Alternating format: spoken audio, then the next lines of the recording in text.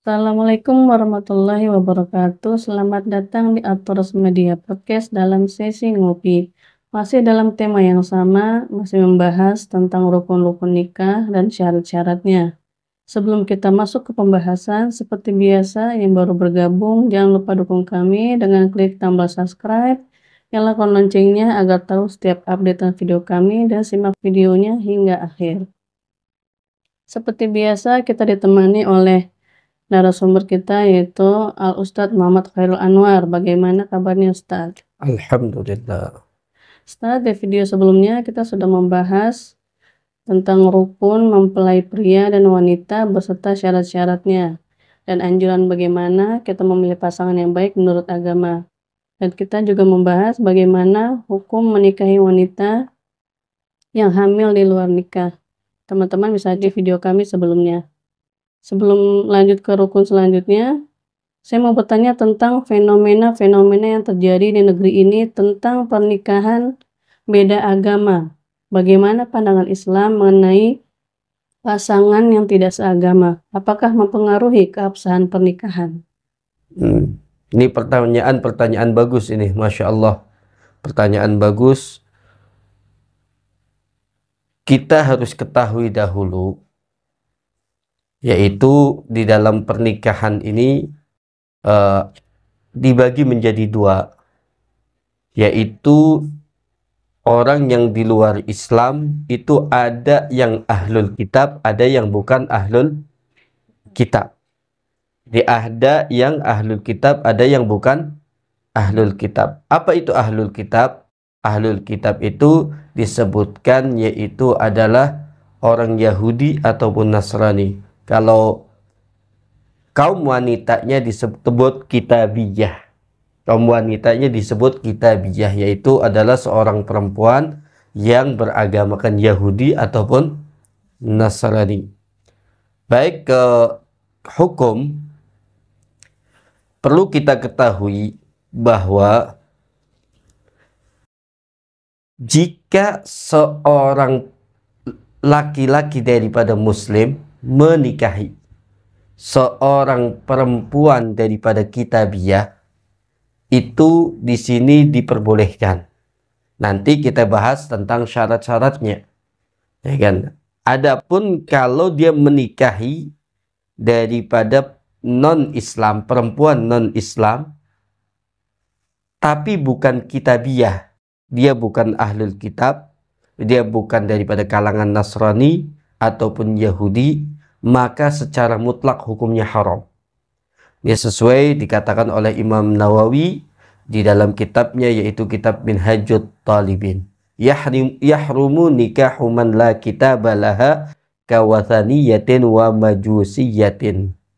Yaitu haram menikahi seorang perempuan yang tidak mempunyai kitab. Maksudnya agama yang tidak mempunyai kitab. Maksudnya bukan dari kalangan daripada Yahudi ataupun Nasrani. Kawathaniyatin seperti penyembah berhala, wa majusiyatin dan majusi, penyembah daripada api. Ini mutlak haram. Pokoknya intinya, kalau bukan dari kalangan daripada Yahudi atau Nasrani, mau agamanya apapun itu hukumnya haram, ya kan, secara mutlak. Adapun apabila seorang perempuannya itu adalah muslimah, menikah dengan non-Islam, apa saja, baik itu Nasrani, baik itu Yahudi dan yang lain-lainnya, maka mutlak juga hukumnya haram, ya kan? Maka mutlak juga hukumnya haram. Sedangkan apabila seorang muslim yang tadi kita sebutkan, seorang muslim menikah dengan perempuan Yahudi atau perempuan Nasrani, mayoritas ulama mereka berpendapat hukumnya boleh, ya kan? Mayoritas ulama hukumnya mengatakan boleh dan halal, tapi hukumnya makruh. Ini mayoritas ulama mengatakan seperti itu. Jadi hukumnya boleh. Mereka mengambil dalil yaitu daripada ayat wal muhsanatu minal ladzina utul kitab min qablikum, dan perempuan-perempuan yang menjaga kehormatannya dari mereka-mereka yang diberikan kitab, maksudnya Yahudi dan Nasrani, min qablikum, sebelum kalian. Ini mereka juga dihalalkan untuk dinikahi oleh orang Islam. Ini ayatnya, ini dalilnya. Ya kan? Di dalam kitabnya Imam Nawawi juga, di dalam kitab Minhaj, di situ disebutkan wa tahillu kitabiyatun. Hukumnya halal menikahi seorang perempuan kitabiyah. Ya kan? Menikahi daripada seorang perempuan kitabiyah, yaitu Yahudi ataupun Nasrani. Lakin tukrahu harbiyatun, akan tetapi dimakruhkan kalau dia ini dari kalangan orang kafir harbi, orang kafir yang memusuhi yang memerangi Islam. Wa kadza dimiyatun, dan di sini juga disebutkan begitu juga hukumnya makruh apabila ini perempuan dimiyah, yaitu seorang kafir yang menghormati, tidak memusuhi daripada umat Islam, ala sahihi, menurut pendapat yang sahih, Jadi ini yang perlu kita pahami. Yang pertama tadi apa? Kalau menikahnya dengan seorang muslimah dengan manapun kafir, agamanya apapun, muslimah ini haram dan tidak sah. Ya kan? Ini perlu kita tekankan ini. Ya kan? Ini perlu kita tekankan.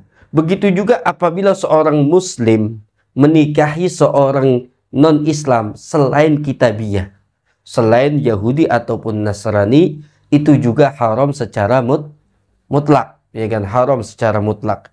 Adapun apabila seorang muslim menikahi kitabiyah, seorang Yahudi ataupun Nasrani, itu hukumnya boleh, ya kan? Walaupun dalam mazhab kita yaitu dimakruhkan, baik itu makruh ini dari kalangan harbiyah, seorang kafir harbi yang memusuhi Islam, ataupun yang zimmiyah, yang tidak memusuhi Islam. Secara hukum dalam mazhab Imam Syafi'i itu hukumnya dimakruhkan. Akan tetapi jangan kita serta-merta setelah mendengarkan boleh terus langsung.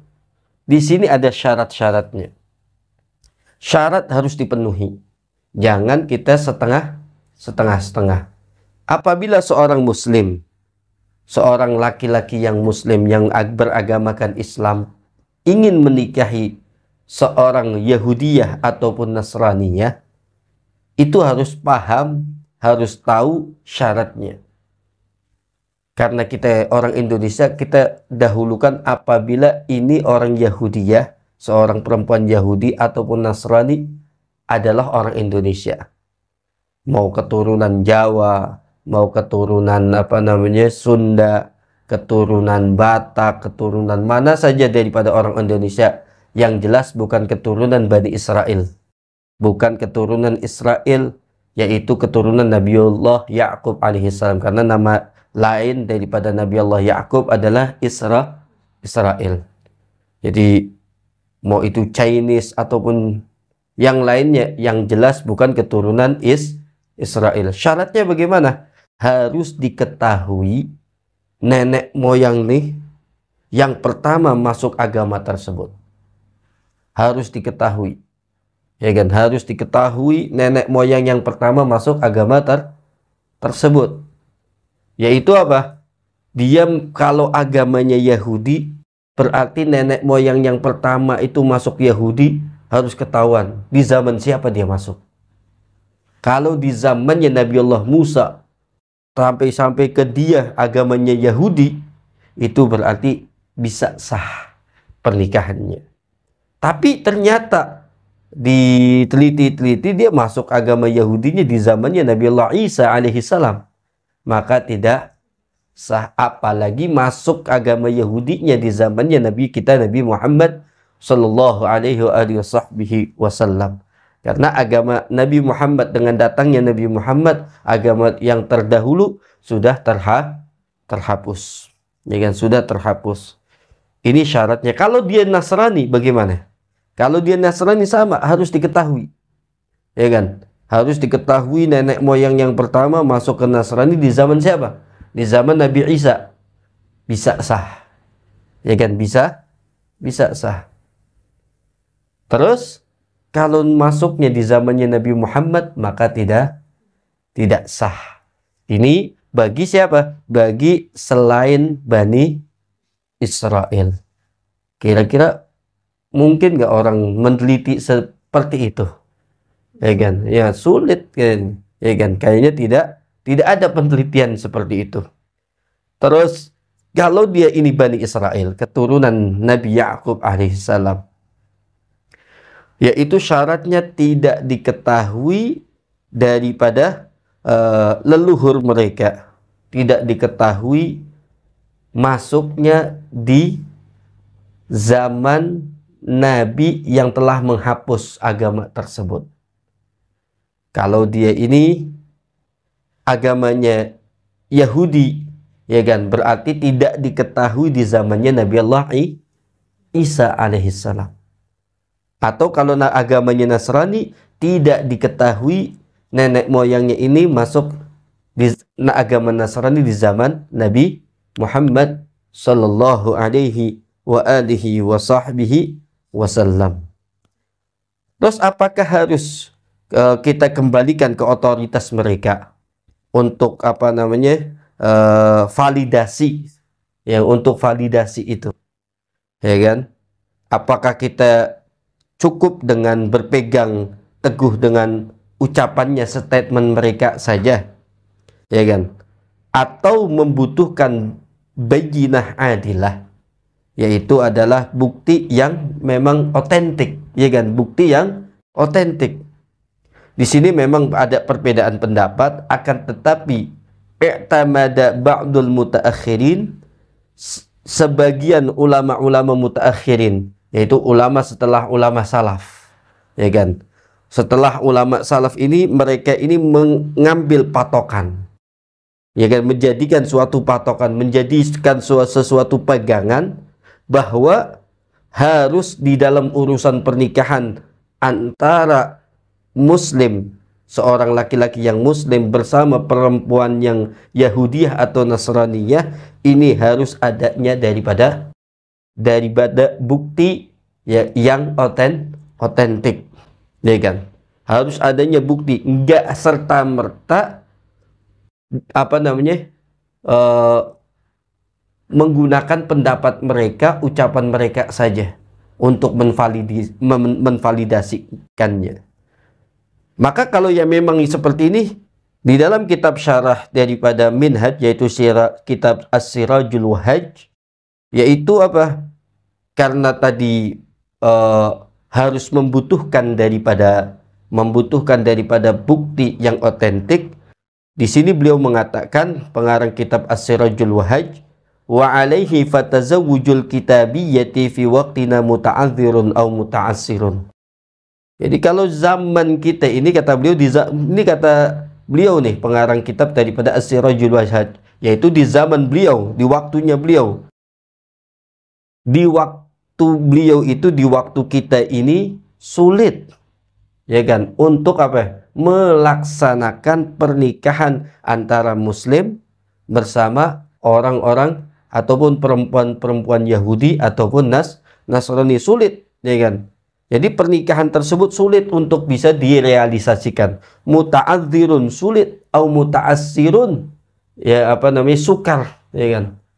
Jadi ini yang perlu difahami, yang perlu disebarkan supaya setiap umat Islam, setiap orang-orang yang beragama agamanya Nabi Muhammad sallallahu alaihi wasallam, setiap Muslim dari generasi-generasi yang saat ini yang mungkin jarang pada mengkaji, cuma mengikuti artis-artis saja, mengikuti daripada gaya-gaya hidup daripada orang-orang yang tidak bertanggung jawab, apalagi di zaman sekarang yang hanya mengikuti daripada medsos, ya kan.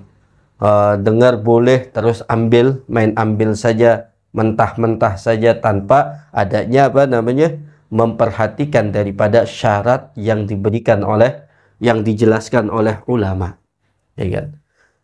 Jadi di waktu beliau saja sulit, apalagi di waktu kita untuk menvalidasi itu sulit, ya, untuk merealisasi pernikahan antara laki-laki yang muslim dan perempuan Yahudi ataupun Nasrani itu sangat sulit.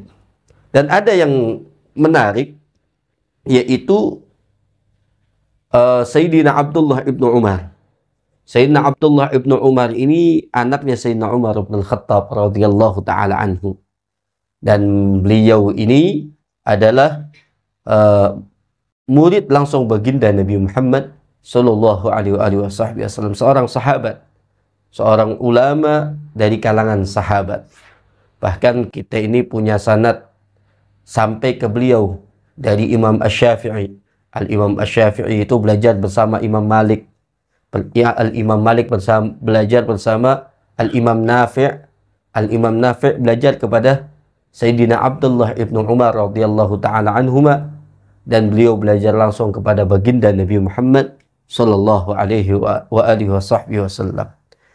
Di dalam kitab Ra'iul Bayan, yaitu kitab Ayatul Ahkam, karya Al-Imam Asy-Syaikh Ali As-Sabuni, wa kana ibnu Umar radhiyallahu anhuma la yara dzalika wa yahtajju biqaulihi ta'ala wa la tankihul musyrikati hatta yu'min. Wala tankihul musyrikati hatta yu'min. Sayyidina Abdullah ibnu Umar tidak berpandangan, tidak berpendapat itu. Maksudnya itu di sini tidak berpendapat boleh seorang muslim menikah dengan perempuan Yahudi ataupun Nasrani. Dan beliau itu berhujjah, berdalil dengan firman Allah Subhanahu wa taala, yaitu wala tankihul musyrikati hatta yu'min. Dan janganlah kalian wahai orang-orang muslim, orang-orang Islam, menikahi perempuan-perempuan musyrik, perempuan-perempuan yang menyekutukan Allah, hatta yu'min, sampai mereka beriman kepada Allah. Wa yaqulu, dan beliau berkata, la a'lamu syirkan a'zama min qawliha inna rabbaha Isa. Beliau mengatakan, saya tidak mengetahui suatu persekutuan, suatu kesyirikan yang lebih besar melebihi ucapan perempuan, ucapannya seorang perempuan tersebut, inna rabbaha Isa, sesungguhnya Tuhannya adalah Isa. Jadi beliau berpendapat begitu, ya kan? Tidak ada satu kesyirikan yang lebih besar melebihi ucapan seorang perempuan yang beragamakan Nasrani yang mengatakan Tuhan saya adalah Isa. Wastadalla aidan, dan beliau mengambil dalil juga bi annallaha aujabal muba'adata anil kuffari fi qawlihi la tattakhidhu aduwi wa aduwakum awliya. Yaitu beliau itu mengambil dalil bahwa Allah memerintahkan, mewajibkan untuk menjauhi orang-orang kafir melalui ayat atau melalui firman Allah Subhanahu wa taala, la tattakhidhu aduwi wa aduwakum awliya. Janganlah kalian jadikan musuhku dan musuh kalian sebagai teman dekat atau sebagai orang dekat. Ini jelas daripada yang diungkapkan oleh Sayyidina Abdullah ibnu Umar radhiyallahu taala anhu. Mungkin jawabannya bisa dipahami ya, jelas atau kurang jelas, apa perlu diulang? Insyaallah jelas. Apa dampak pernikahan beda agama, Ustaz, bagi pasangan tersebut? Pengaruh ke anak-anak itu bagaimana? dalam rumah tangga. Oh, ini Masya Allah sesuai banget dengan apa yang ada di kitab yang tadi kita sebutkan Ra'ul Bayan, yaitu Syekh Ali Saubuni menganalisis daripada pendapatnya Sayyidina Abdullah ibnu Umar yang tadi kita sebutkan. Jadi beliau mengatakan al-ayatu sharihatun fi jawazi nikahil kitabiyyati. Ayat yang tadi kita bacakan yaitu adalah ayat yang jelas di dalam menjelaskan diperbolehkannya menikahi kitabiyat, orang Yahudi yang perempuan atau orang Nasrani yang perempuan. Wahya dalilun wadihun, dan ayat tersebut adalah dalil yang jelas di madzhaba ilaihil jumhur, terhadap apa yang dijadikan pendapat oleh mereka-mereka ulama-ulama jumhur, mayoritas daripada ulama.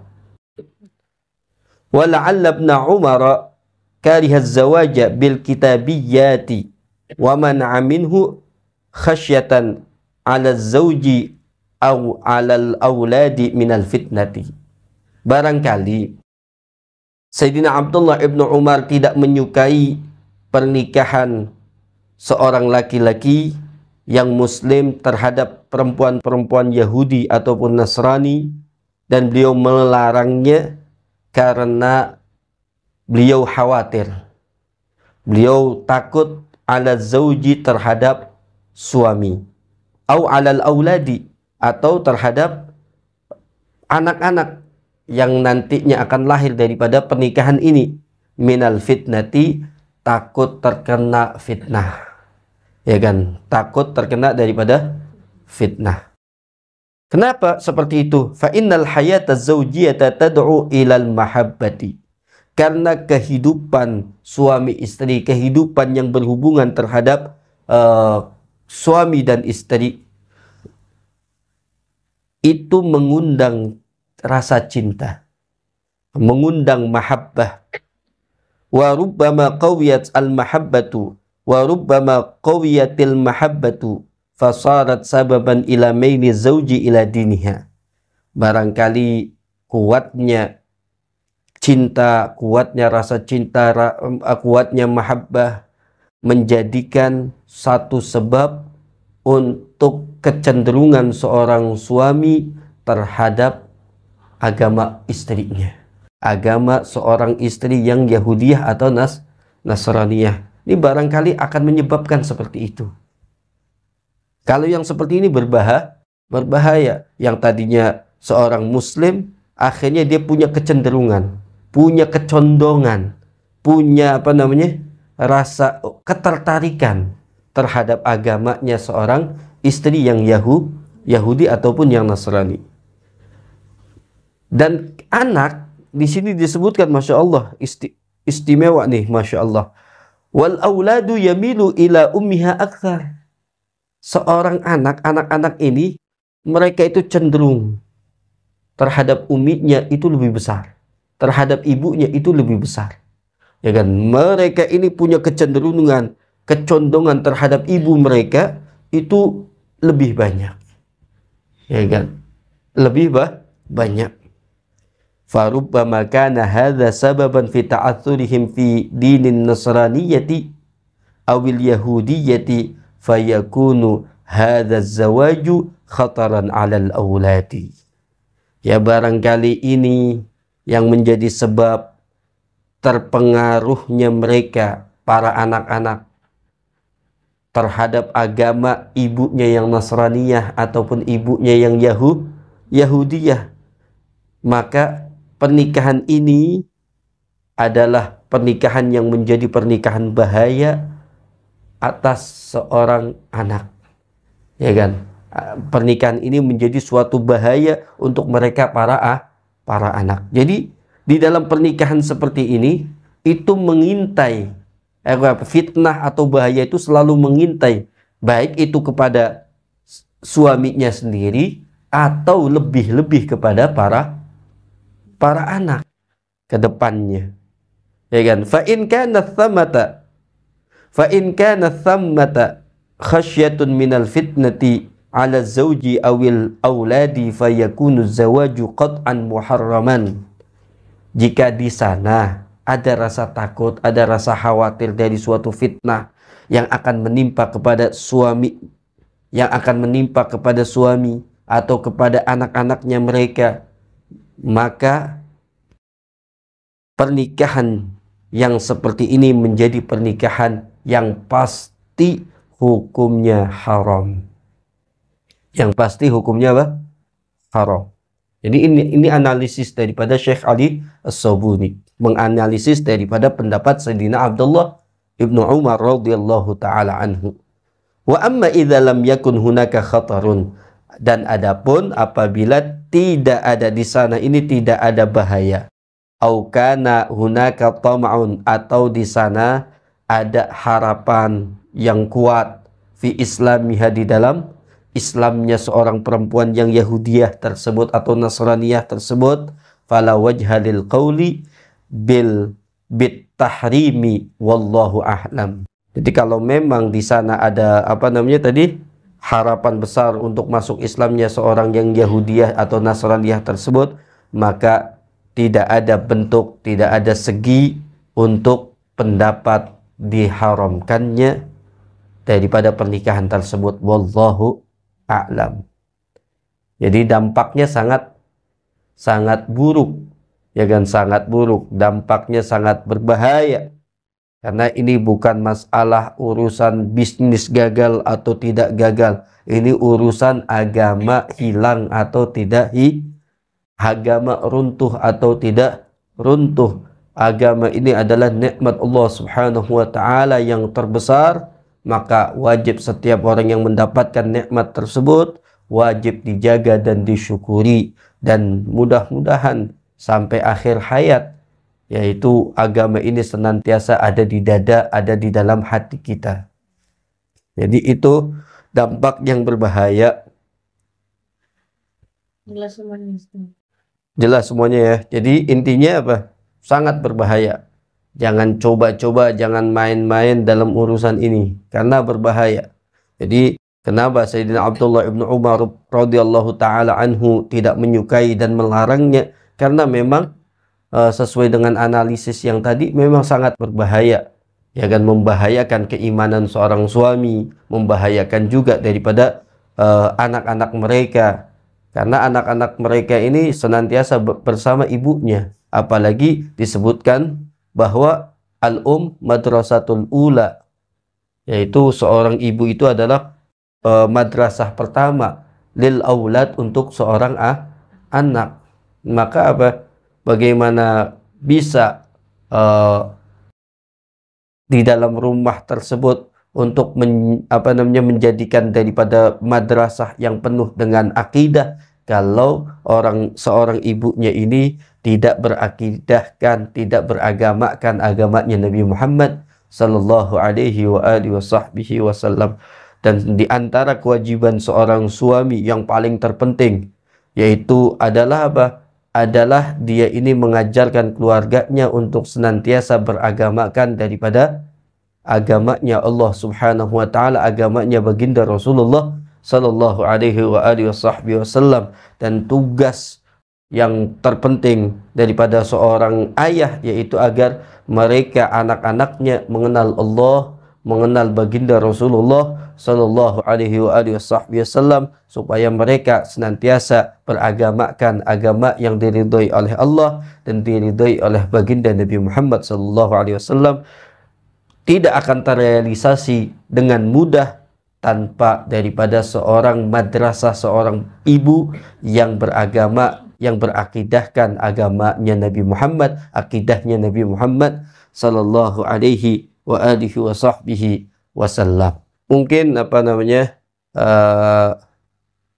untuk tema kali ini kita cukup, insyaallah, meskipun